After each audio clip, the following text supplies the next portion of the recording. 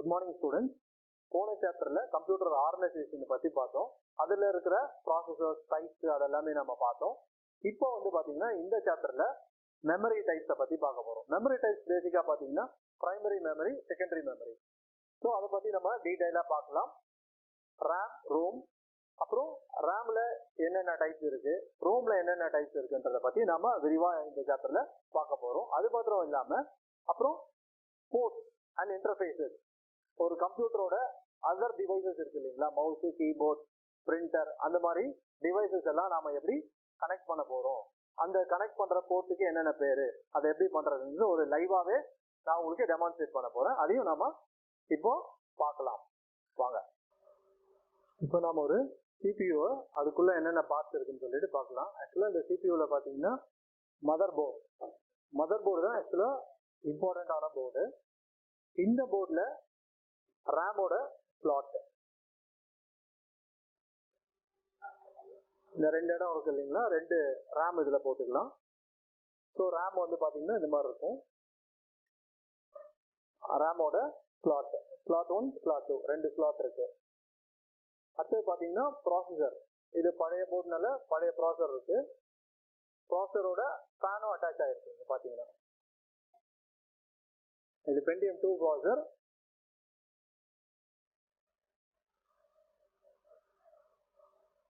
Processor heat ஆகாம இருக்கிறதுக்காக இந்த ஃபேன் கொடுத்துருக்காங்க.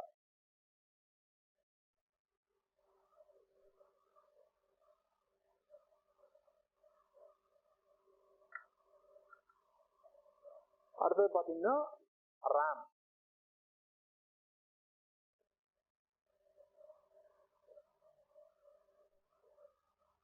ஸோ ரேம்ல இங்க பார்த்தீங்கன்னா ஸ்டிக்கர் இருக்கும், அதோட பேரு, ரேமோட பேரு.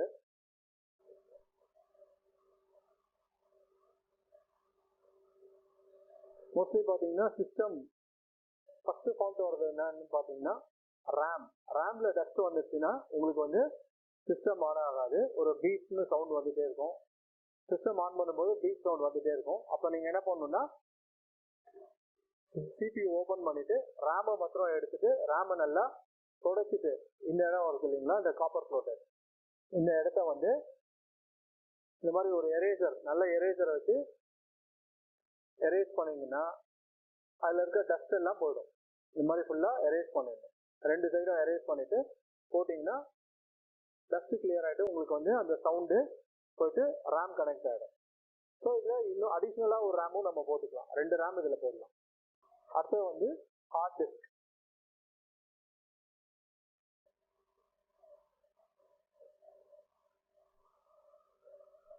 ஹார்ட் டிஸ்கோட ஃப்ரண்ட் வியூ, இது வந்து ஹார்ட் டிஸ்கோட பேக் வியூ. இதில் பார்த்தீங்கன்னா இந்த போர்ட் கனெக்ட் பண்ணுறது, இது என்ன போர்ட் இருக்குன்னு பார்த்தீங்கன்னா SATA. இந்த போர்ட்டுக்கு பேர் வந்து பார்த்தீங்கன்னா SATA. இந்த பெரிய ஸ்லாட் இருக்கு இல்லைங்களா, இதில் வந்து பவர் கனெக்ஷன் வரும். இது பக்கத்தில் இருக்க சின்ன ஸ்லாட்ல வந்து போர்ட்டில் வந்து பார்த்தீங்கன்னா டேட்டா கனெக்ஷன் வரும். SATA கேபிள் இது பவரும், இது வந்து டேட்டா கேபிள் இங்கே கனெக்ட் பண்ணும். இது வந்து SATA ஹார்ட் டிஸ்க். இது இல்லாமல் IDE ஹார்ட் டிஸ்க், அது வந்து பார்த்தீங்கன்னா அது ஓல்டு டைப், இது வந்து பார்த்தீங்கன்னா நியூ டைப். இப்போ வரக்கூடிய ஹார்ட் டிஸ்க் எல்லாமே வந்து SATA கேபிள் மூலியமா தான் வருது, SATA போர்ட் தான் இருக்கு இதுல.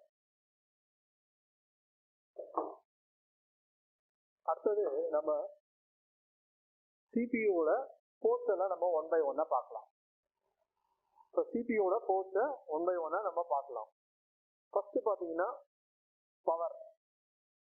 பவர் கேபிளை இங்கே கனெக்ட் பண்ணணும். சிஸ்டம் ஆன் ஆகலைன்னா நீங்க முதல்ல செக் பண்ண வேண்டியது எதுனா பவர் சுவிட்ச் ஆன் ஆயிருக்கான்னு பாருங்க. பவர் சுவிட்ச் ஆன் ஆனதுக்கு அப்புறம் பவர் கேபிள் வந்து கரெக்டா மாட்டிருக்கீங்களான்னு பாருங்க.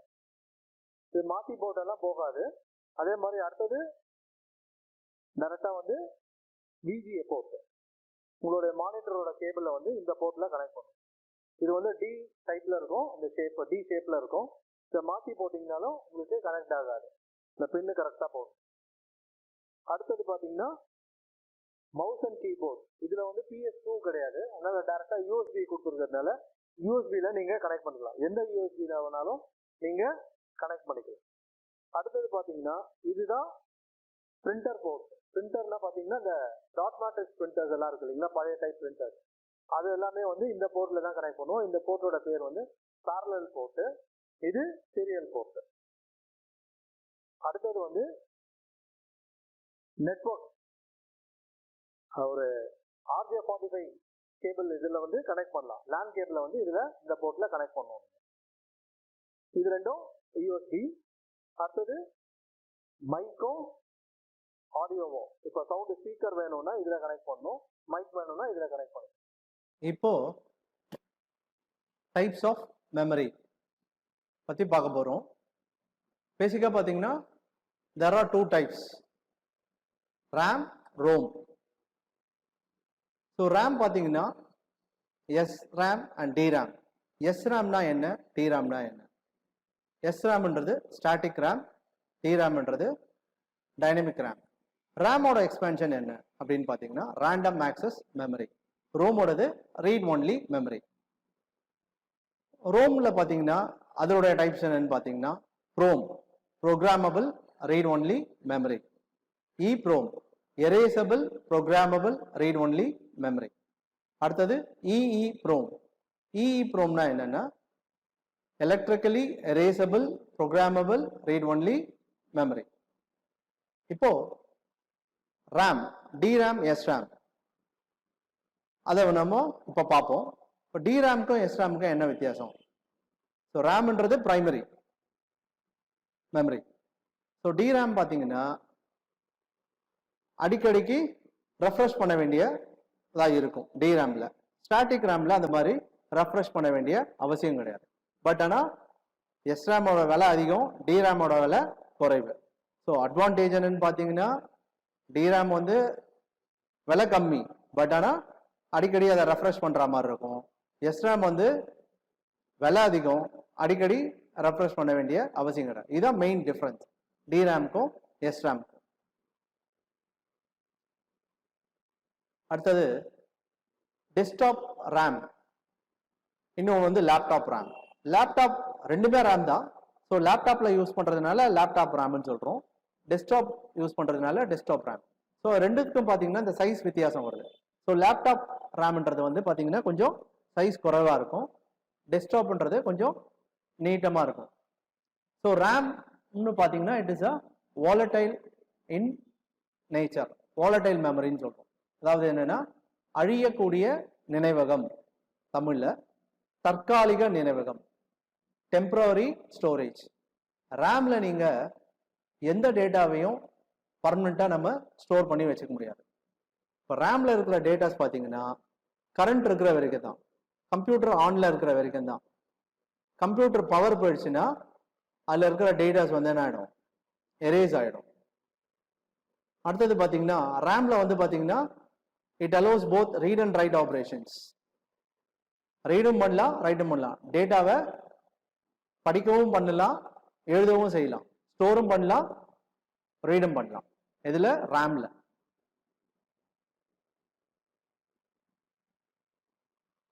அடுத்தது வந்து ரோம், ரீட் ஒன்லி மெமரி. இது வந்து பாத்தீங்கன்னா சிப்பு மாதிரி இருக்கும். இது நான் வாலடைல் மெமரி. ரேம்ன்றது வாலடைல் மெமரி, அழியக்கூடிய நினைவகம். இது வந்து அழியா நினைவகம். இதுல எழுதப்பட்ட டேட்டாஸ் பாத்தீங்கன்னா நிரந்தரமா இருக்கும், அழியாது. பவர் போனாலும் இந்த டேட்டா வந்து என்ன ஆகாது, எரேஸே ஆகாது. இதுல ரோம்ல ஸ்டோர் பண்ற டேட்டாஸ். பட் நாம ஸ்டோர் பண்ண முடியாது. இதை யார் டேட்டாவை ஸ்டோர் பண்ணுவான்னு பாத்தீங்கன்னா மேனுஃபேக்சர் பண்றாங்க இல்லைங்களா, உற்பத்தியாளர். Data stored at the time of manufacturing. அதை உற்பத்தி செய்யும் பொழுதே அந்த நேரத்துல என்ன பண்றாங்க, டேட்டாவை அதுல ஸ்டோர் பண்ணிடுறாங்க. இது எங்க யூஸ் ஆகுதுன்னு பாத்தீங்கன்னா கம்ப்யூட்டர் பூட்டிங், ஃபர்ஸ்ட் சாப்டர்ல படிச்சிருப்பீங்க. Booting, boot means loading the operating system from our disk to computer memory. டிஸ்க்ல இருக்கிற ஆப்ரேட்டிங் சிஸ்டத்துல கம்ப்யூட்டர் மெமரிக்கு நிறுவுறது தான் பூட்டிங். இதுல வந்து ரெண்டு வகையான பூட்டிங் பார்த்திருப்பீங்க ஃபர்ஸ்ட் சாப்டர்ல, warm boot, cold boot. So அந்த மாதிரி பூட்டிங்க்கு தேவையான கிரிட்டிக்கல் ப்ரோக்ராம்ஸ் அது எல்லாமே வந்து எதுல இருக்கும்னா ரோம்ல தான் இருக்கும். அதே மாதிரி டயக்னோஸ்டிக் ப்ராசஸ், இப்போ ஒரு கம்ப்யூட்டருக்கு சரியாக கனெக்ட் பண்ணியிருக்க, கீபோர்ட் கனெக்ட் பண்ணியிருக்குமா கம்ப்யூட்டரில், அந்த மாதிரி ரேம் கரெக்டாக இருக்கா அப்படின்றதெல்லாம் செக் பண்ணுறதுல வந்து அதுக்கான செக்கிங் ப்ரோக்ராமை வந்து ரோமில் எழுதி வச்சுருப்பாங்க. ஏன்னா அதனால் என்ன ஆகாது, கரண்ட்டு தேவை கிடையாது, அழியாது. கம்ப்யூட்டரை பவர் ஆஃப் பண்ணாலும் டேட்டா அழியாமல் அப்படியே இருக்கும். பட் ரேமில் இருந்ததுன்னா என்ன ஆகிடும், ரேமில் அழிஞ்சு போயிடும். So RAM is a temporary storage, தற்காலிக நினைவகம். ரோம்ன்றது permanent storage. Once data is written in ROM cannot be modified or removed. So ரோமில் எழுதப்பட்ட தரவு டேட்டா அதை வந்து என்ன பண்ண முடியாது, மாற்றவும் முடியாது, அழிக்கவும் முடியாது. ஸோ ரோமுக்கான வகைகள் பார்த்தீங்கன்னா ப்ரோம், இப்ரோம், இப்ரோம். இப்போ ஒன்று ஒன்றா பார்க்கலாம். ப்ரோமும் நான் வாலடைல் மெமரி தான். இது வந்து என்னன்னா ரோம் வந்து பார்த்தீங்கன்னா மேனுஃபேக்சர் பண்ணும்போது எழுதிடுவாங்க, பட் ப்ரோம்ல வந்து பிளாங்கா வரும். இதை வந்து என்ன பண்ணலன்னா ஒரே ஒரு தடவை மாத்திரம் நம்ம என்ன பண்ணலாம், அதில் டேட்டாவை ஸ்டோர் பண்ண முடியும், அதுக்கப்புறம் ஸ்டோர் பண்ண முடியாது. ஒன்ஸ் நீங்கள் ஸ்டோர் பண்ணிட்டீங்கன்னா எரேஸும் பண்ண முடியாது, மாடிஃபையும் பண்ண முடியாது. So data can be written only once using a PROM programmer or PROM burner. PROM programmer அல்லது ப்ரோம் பர்னரை யூஸ் பண்ணி டேட்டாவை அதில் எழுதலாம்.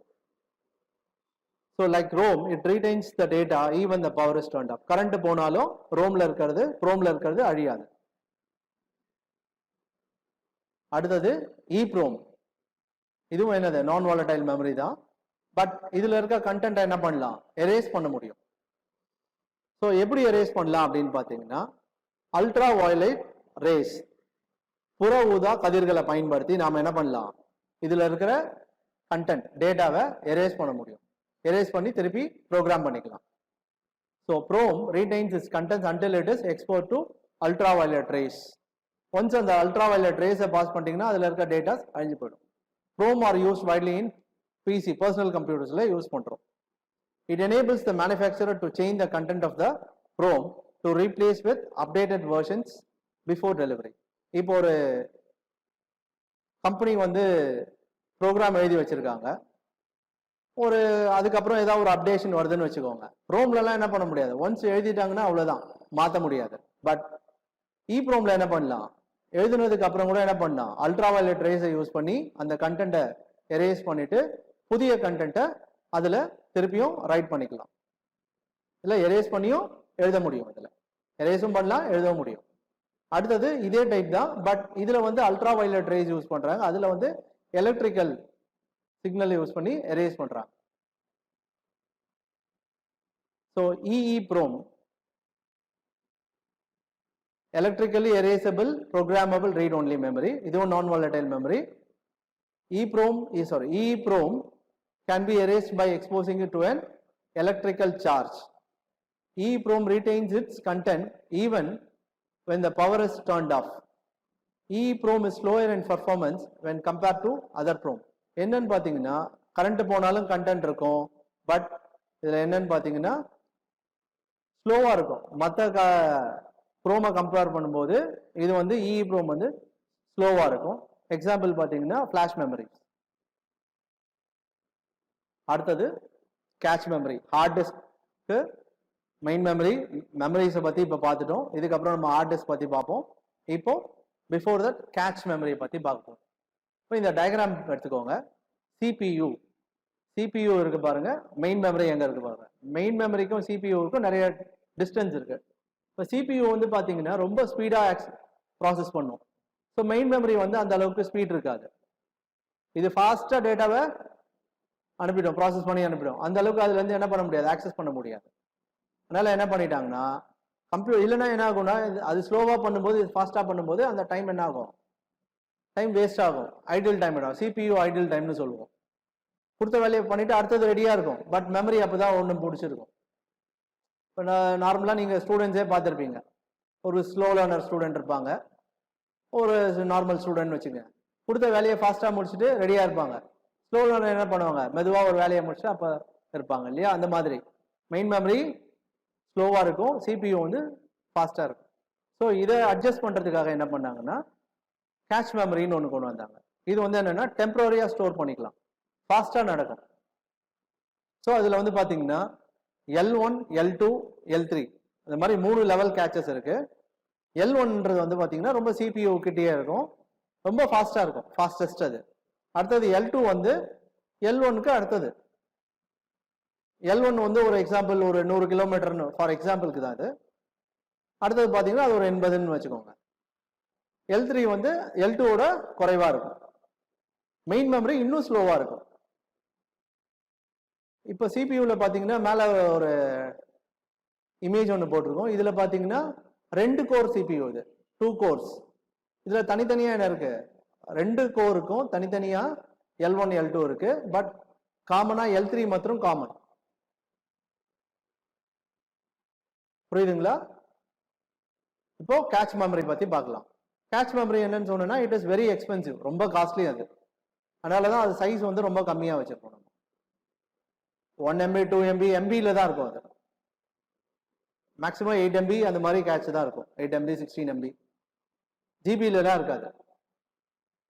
So it extremely fast memory compare to other memories. மற்ற மெமரிஸோட கம்பேர் பண்ணும்போது ரொம்ப ஃபாஸ்டாக இருக்கும் இது. அடுத்தது response time or access time. So அப்படின்னா என்னன்னு பார்த்தீங்கன்னா, how quickly the memory can respond to a read write. ஒரு ரீட் ரைட் ரெக்வஸ்ட்டுக்கு எவ்வளோ ஃபாஸ்ட்டாக ரெஸ்பாண்ட் பண்ணுதுன்றதை பொறுத்து தான், எவ்வளோ சீக்கிரம் அதை முடிக்குதுன்றது தான் என்னது ரெஸ்பான்ஸ் டைம். அடுத்தது cache memory is placed in between CPU and main memory. இந்த முன்னாடி படத்தில் பார்த்தோம் இல்லையா, மெயின் மெமரிக்கும் CPUக்கும் நடுப்புற தான் இருக்கும் என்னது கேஷ் மெமரி. அடுத்தது CPU requests the data, it has to be fetched from the main memory which will consume more time. நம்ம எப்படி சொன்ன மாதிரி CPU வந்து ரெக்வஸ்ட் கொடுத்துரும், பட் ஆனால் டேட்டா எங்கேருந்து வரணும், மெயின் மெமரியிலேருந்து வரணும். ஸோ அதனால என்ன ஆகும், மெயின் மெமரியிலேருந்து எடுக்கும்போது டைம் கன்சியூம் அதிகமாகும். ஏன்னா அது ஸ்லோவாக இருக்கும். CPU ஃபாஸ்ட்டாக இருக்கும், மெயின் மெமரி ஸ்லோவாக இருக்கும். ஸோ இந்த ப்ராப்ளத்தை சால்வ் பண்ணுறதுக்கு தான் நடுப்புற கேட்ச் மெமரி கொண்டு வந்தாங்க. CPUவோட ஐடியல் டைமை வந்து குறைக்கிறதுக்காக, CPUவோட டைமை வந்து வேஸ்ட் பண்ணாமல் இருக்கிறதுக்காக இந்த கேட்ச் மெமரி கொண்டு வந்தாங்க. இப்போ நாம செகண்டரி ஸ்டோரேஜ் டிவைசஸை பார்ப்போம், ஒன்று பார்ப்போம். Heart disk. ஹார்ட் டிஸ்க்னு எடுத்துக்கிட்டிங்கன்னா 2 டைப் இருக்கு, internal hard disk, external hard disk. Internal hard டிஸ்க்னா என்ன, எக்ஸ்டர்னல் ஹார்ட் டிஸ்க்னா என்ன? இன்டர்னல் ஹார்ட் டிஸ்க்னா தட் இஸ் கேபினெட்டுக்குள்ள, கம்ப்யூட்டரோட CPU கேபினெட் இருக்கு இல்லைங்களா, மதர் போர்ட் கேபினெட், அதுக்குள்ள இருக்கிறது internal hard disk. External hard டிஸ்க்னா நம்ம பென்ட்ரைவ் மாதிரி வெளியில USB கேபிள் மூலியமா கனெக்ட் பண்ணிக்கலாம். இதுதான் என்னன்னா external hard disk. Internal hard disk மாதிரி எக்ஸ்டர்னல் ஹார்ட் டிஸ்க்கும் ஸ்டோரேஜ் நிறைய பண்ணிக்கலாம். இதுல இன்டர்னல் ஹார்ட் டிஸ்க்ல 1 TB 2 TB கிடைக்கிற மாதிரி எக்ஸ்டர்னல்லையும் 1 TB 2 TB ஹார்ட் டிஸ்க் கிடைக்குது. பட் ஆனால் இன்டர்னலோட எக்ஸ்டர்னல் ஹார்ட் டிஸ்க் கொஞ்சம் ரேட் அதிகமாக இருக்கும். ஸோ ஹார்ட் டிஸ்க் எப்படின்னு பார்த்தீங்கன்னா, it is consist of a magnetic disk. It has a stacked arrangement of disk accessed by a pair of heads for each of the disk. 2 பேர் head இருக்கும். இந்த ரெண்டாவது diagram பார்த்தீங்கன்னா இதுல தெரியும். இதுதான் என்னன்னா ஹெட். இது ஹார்ட் டிஸ்க், இது மேக்னெட்டிக் டிஸ்க், இது வந்து ஹெட். ஸோ இது என்னன்னு பார்த்தீங்கன்னா லேயரா இருக்கும். ஃபார்மேட்டிங்னு சொல்லுவோம். இப்போ ஒரு ஹார்ட் டிஸ்க் வாங்கும் போது டைரக்டா நம்ம என்ன பண்ண முடியாது, டேட்டாவை ஸ்டோர் பண்ண முடியாது. ஸோ இதான் என்ன சொல்றோம்னா ஃபார்மேட்டிங் த ஹார்ட் டிஸ்க். நீங்க ஒரு ஆப்ரேட்டிங் சிஸ்டம் புதுசா இன்ஸ்டால் பண்ணும்போது அல்லது நிறுவும் போது ஹார்ட் டிஸ்கை ஃபார்மேட் பண்ண வேண்டியது இருக்கும். ஃபார்மேட்டிங்னா என்னன்னா ட்ராக்ஸ் அண்ட் செக்டார்ஸா பிரிக்கிறது தான் ஃபார்மேட்டிங்னு பேர். ஸோ இதுல வந்து பாத்தீங்கன்னா அந்த மாதிரி ட்ராக்ஸ் அண்ட் செக்டார்ஸா பிரிச்சிருக்கும். ட்ராக்ஸ் இருக்கும், சர்க்கிளா இருக்கும் அது ட்ராக்ஸ். அடுத்தது இதுலயே வந்து பாத்தீங்கன்னா single side, double side hard disk இருக்கு. ஸோ டபுள் சைடு ஹார்ட் டிஸ்க்ல டேட்டா கொஞ்சம் நிறைய ஸ்டோர் பண்ணலாம், சிங்கிள் சைட்ல குறைவா ஸ்டோர் பண்ண முடியும். இது பாத்தீங்கன்னா இப்போ வர ஹார்ட் டிஸ்க் பாத்தீங்கன்னா SATA கேபிள யூஸ் பண்ற ஹார்ட் டிஸ்க் வருது. இதுக்கு முன்னாடி பாத்தீங்கன்னா IDE ஹார்ட் டிஸ்க்னு பேர். இதுக்கு முன்னாடி இருந்த ஹார்ட் டிஸ்க் எல்லாம் IDE ஹார்ட் டிஸ்க், இப்போ வர்றது எல்லாமே SATA. அடுத்தது ஹார்ட் டிஸ்க் பார்த்தோம் இல்லையா, அதே மாதிரி இப்போ லேட்டஸ்டா வந்திருக்கிறது வந்து பாத்தீங்கன்னா SSDன்னு பேரு, சாலிட் ஸ்டேட் டிரைவ்ஸ். இது என்னன்னு பாத்தீங்கன்னா அது வந்து டிஸ்க், பட் இங்க வந்து டிஸ்க்கு பதில் சிப்பு யூஸ் பண்ணியிருப்பாங்க, இன்டகிரேட்டட் சர்க்கியூட்ஸ். இது வந்து பாத்தீங்கன்னா இன்டர்னலாகவும் யூஸ் பண்ணிக்கலாம், எக்ஸ்டர்னலாகவும் யூஸ் பண்ணிக்கலாம். அங்க இன்டர்னல் தனி ஹார்ட் டிஸ்க், எக்ஸ்டர்னல் தனி ஹார்ட் டிஸ்க் பார்த்தோம். பட் இது வந்து பாத்தீங்கன்னா இன்டர்னலாகவும் யூஸ் பண்ணிக்கலாம், எக்ஸ்டர்னலாகவும் யூஸ் பண்ணிக்கலாம். இது வந்து பாத்தீங்கன்னா a solid state drive is a solid state storage device that uses integrated circuit to store data, typically using flash memory and functioning as a secondary storage devices. இரண்டாம் நிலை நினைவகத்துக்காக ஹார்ட் டிஸ்க் மாதிரி நம்ம இதை use பண்ணிக்கலாம். It can be used as internal or external. உள்புறத்துலையும் use பண்ணிக்கலாம், வெளிப்புறத்துலையும் use பண்ணிக்கலாம். பட் இது என்னன்னு பாத்தீங்கன்னா அட்வான்டேஜ் ரொம்ப ஃபாஸ்டா இருக்கும். ஹார்ட் டிஸ்கை கம்பேர் பண்ணும்போது எஸ்எஸ்டி வந்து ரொம்ப ஃபாஸ்டா இருக்கும், பட் விலையும் கூட. ஸோ இப்போ வரக்கூடிய லேப்டாப் கம்ப்யூட்டர்ஸ், லேட்டஸ்ட் கம்ப்யூட்டர்ஸ் எல்லாம் பார்த்தீங்கன்னா எஸ்எஸ்டியும் யூஸ் பண்றாங்க, ஹார்ட் டிஸ்க்கும் யூஸ் பண்றாங்க. ஸோ கம்ப்யூட்டர் சீக்கிரமா பூட் ஆகணும் அப்படின்னா அதை வந்து ஆப்ரேட்டிங் சிஸ்டத்தை மாத்திரம் எஸ்எஸ்டியில் ஸ்டோர் பண்ணிடுறாங்க. நம்ம டேட்டாஸ் அதெல்லாம் ஸ்டோர் பண்றதுக்கு நம்ம நார்மல் ஹார்ட் டிஸ்கை யூஸ் பண்ணலாம். ஏன்னா எஸ்எஸ்டியே யூஸ் பண்ணலாம், பட் ஆனால் எஸ்எஸ்டியோட விலை வந்து ரொம்ப அதிகம். அதனால பூட்டிங்க்கு மாத்திரம் எஸ்எஸ்டியும், நார்மல் ஸ்டோரேஜுக்கு ஹார்ட் டிஸ்க்கும் யூஸ் பண்றாங்க இப்போ வர லேட்டஸ்ட் கம்ப்யூட்டர்ஸ் அண்ட் லேப்டாப்ல. அடுத்தது டிஸ்க், காம்பாக்ட் டிஸ்க். இந்த சிடின்னு சொல்லுவோம். இதுக்கு முன்னாடி வந்து ஸ்டோரேஜ்ல பாத்தீங்கன்னா ஃபிளாப்பின்னு இருந்தது. ஃபிளாப்பி இப்போ கிடையாதுன்றதுனால நம்ம இதுல அதை பத்தி சொல்லலை, ஜஸ்ட் உங்களுக்கு இன்ஃபார்ம் சொல்றோம். ஸோ அது என்ன ஆச்சுன்னா சிடி வந்ததுக்கு அப்புறம் ஆட்டோமேட்டிக்கா ஃபிளாப்பி காணாம போயிடுச்சு. என்ன ரீசன் பாத்தீங்கன்னா ஃபிளாப்பில வந்து குறைவா ஸ்டோர் பண்ண முடியும், சிடியில் வந்து நிறைய ஸ்டோர் பண்ணலாம். ஃபிளாப்பி பாத்தீங்கன்னா 1.44 MB தான் நம்ம ஸ்டோர் பண்ண முடியும். பட் சிடியில் பாத்தீங்கன்னா 700 MB ஸ்டோர் பண்ணலாம். விலை பாத்தீங்கன்னா அதுவும் 10 ரூபாய், இதுவும் 10 ரூபாய் தான். அதனால என்ன ஆச்சு, ஃபிளாப்பி ஆட்டோமேட்டிக்கா ஸ்டாப் ஆயிடுச்சு. ஏன்னா யாரும் வாங்குறதுக்கு ஆள் இல்லை, நிறுத்திட்டாங்க. அடுத்தது சிடி. இப்போ சிடியும் என்னாச்சு, சிடியும் கிடையாது, ரொம்ப ரேர் தான். இப்போ சிடி யூஸ் பண்றவங்க ரொம்ப ரேர். சிடிக்கு அடுத்தது என்ன வந்ததுன்னா பென்ட்ரைவ், சாரி டிவிடி வந்தது. டிவிடி வந்ததுக்கு அப்புறம் சிடியோட சேல்ஸ் வந்து ரொம்ப குறைவாயிடுச்சு. இப்போ சிடியை பத்தி கொஞ்சம் இன்ஃபர்மேஷன் நம்ம பார்த்துடலாம். It is made up of polycarbonate plastic மெட்டீரியலால உருவாக்கப்பட்ட பாலிகார்பனேட் பிளாஸ்டிக் மெட்டீரியல். அந்த சர்ஃபேஸ் பார்த்தீங்கன்னா coated with aluminium or gold coated இருக்கும். இது வந்து டைனி இன்டென்டேஷன்ல பிட்ஸ் ஸ்டோர் பண்ணியிருப்பாங்க. In spiral track on the top of the layer, அந்த லேயருக்கு மேல. அடுத்தது area between the pits are known as lands பேர். அடுத்தது இது ஸ்டோரேஜ் கெப்பாசிட்டின்னு பாருங்க 700 MB. இதுலயே வந்து பாத்தீங்கன்னா ரெண்டு டைப் வந்தது. ஒன்னு வந்து CDR, CD read, read only. Once write பண்ணிட்டோம்னா சிடி வாங்கி அதை என்ன பண்ண முடியாது, எரேஸ் பண்ணவே முடியாது. அடுத்தது நம்ம சிடி வாங்கி ரைட் பண்ணிட்டு எரேஸ் பண்ணணும்னு நினைச்சீங்கன்னா சிடிஆர்டபிள்யூ வாங்கணும். சிடிஆர் வந்து 10 ரூபான்னா சிடிஆர்டபிள்யூ வந்து ஒரு 4 மடங்கு அதிகம், 40 ரூபா 50 ரூபா ஆகும். புரிஞ்சுதுங்களா ஸ்டூடெண்ட்ஸ்? அடுத்தது பார்ப்போம். அடுத்தது டிவிடி, டிஜிட்டல் வெர்சடைல் டிஸ்க். இதுல என்னன்னு பாத்தீங்கன்னா ரெண்டு side, it can have 1 or 2 sides and 1 or 2 layers of data per side. Double layered sides are usually gold color. Double layer disk பாத்தீங்கன்னா gold கலர்ல இருக்கும், சிங்கிள் லேயர் பாத்தீங்கன்னா சிடி மாதிரி silver கலர்ல இருக்கும். இதோட ஸ்டோரேஜ் பாத்தீங்கன்னா சிங்கிள் சைட் சிங்கிள் லேயர்ல பாத்தீங்கன்னா 4.7 GB ஸ்டோர் பண்ணலாம். பட் சிடியில் 700 தான், பட் இதுல வந்து 4.7 GB. சிங்கிள் சைட் டபுள் லேயர்ல பாத்தீங்கன்னா 8.5 GB வரைக்கும் ஸ்டோர் பண்ணலாம். இதோட சைஸ் பாத்தீங்கன்னா 12 சென்டிமீட்டர் இருக்கும். இதுலயே சின்னது வருது, அது வந்து பாத்தீங்கன்னா 8 சென்டிமீட்டர். அதோட அதுல எவ்வளவு ஸ்டோர் பண்ணலாம்னா 1.5 GB ஸ்டோர் பண்ணலாம். இதுலயும் டிவி ரீட் இருக்கு, இன்னொன்று வந்து ரீட் ரைட்டும் இருக்கு. அடுத்தது லேட்டஸ்டா என்னன்னு பாத்தீங்கன்னா ப்ளூரே டிஸ்க் தான். டிவிடி கூட ரொம்ப யூஸ் பண்றது கிடையாது. நிறைய மூவிஸ், ஹை டென்சிட்டி மூவிஸ் எல்லாம் பார்க்கணும் அப்படின்னு ப்ளூரே டிஸ்க்கு தான் யூஸ் பண்ணணும். நம்ம ப்ளூரே டிஸ்க் வந்து பாத்தீங்கன்னா ஹை டென்சிட்டி டேட்டா ஸ்டோரேஜ்க்கு யூஸ் பண்றோம். HD movies and play station கேம்ஸ்க்காக இதை நம்ம யூஸ் பண்றோம். இதுலயும் பாத்தீங்கன்னா கெப்பாசிட்டி பார்த்தீங்கன்னா storage capacity single side double layer இருக்கு, 50 GB ஸ்டோர் பண்ணலாம். சிடியோட 70 மடங்கு அதிகமாக இதில் ஸ்டோர் பண்ணலாம். சைஸ் 12. பட் இதில் என்ன டைப் யூஸ் பண்ணி டேட்டாவை ஸ்டோர் பண்ணுறாங்கன்னு பார்த்தீங்கன்னா ப்ளூ வயலட் லேசரை யூஸ் பண்ணி இதில் டேட்டாவை ஸ்டோர் பண்ணுறாங்க. பட் டிவிடியில் ரெட் லேசரை யூஸ் பண்ணி ஸ்டோர் பண்ணுறாங்க. அதுதான் இதுக்கும் அதுக்கும் உள்ள வித்தியாசம்.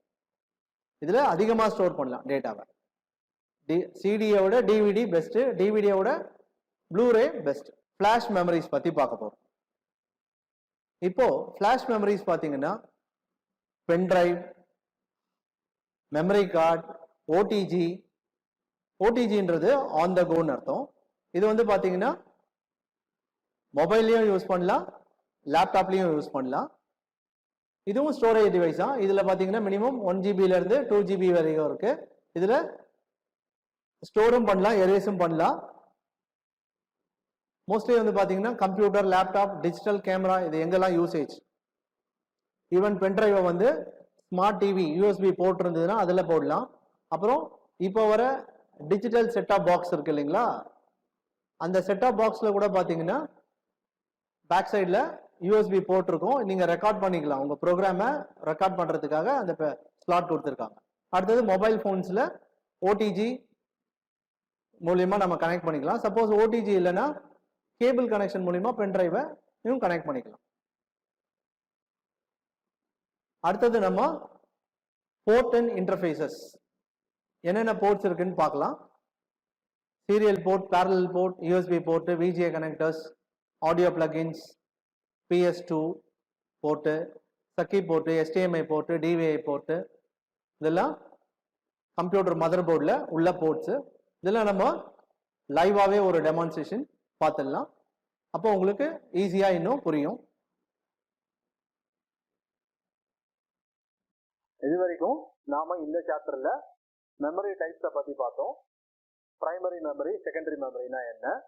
ஸோ பிரைமரி மெமரியில ரேம் பத்தி பார்த்தோம், ரோம் பத்தி பார்த்தோம், அதனுடைய வகைகளை பத்தியும் பார்த்தோம். அது மாத்திரம் இல்லாம ஒரு லைவ் டெமோவும் நம்ம பார்த்தோம். எப்படி ஒரு CPU ஓபன் பண்ணி மதர் போர்டு, ரேம் அப்படியெல்லாம் அதெல்லாமே பார்த்தோம். அடுத்தது பார்த்தீங்கன்னா மவுஸை எப்படி கனெக்ட் பண்றது, கீபோர்டு எப்படி கனெக்ட் பண்றது, பிரிண்டர் எப்படி கனெக்ட் பண்றது போன்ற கோர்ஸை பத்தியும் நாம இந்த சாப்டர்ல பார்த்தோம். இன்னொரு கிளாஸ்ல வேற ஒரு டாபிக்கோட உங்களை நான் மீண்டும் சந்திக்கிறேன். நன்றி, வணக்கம்.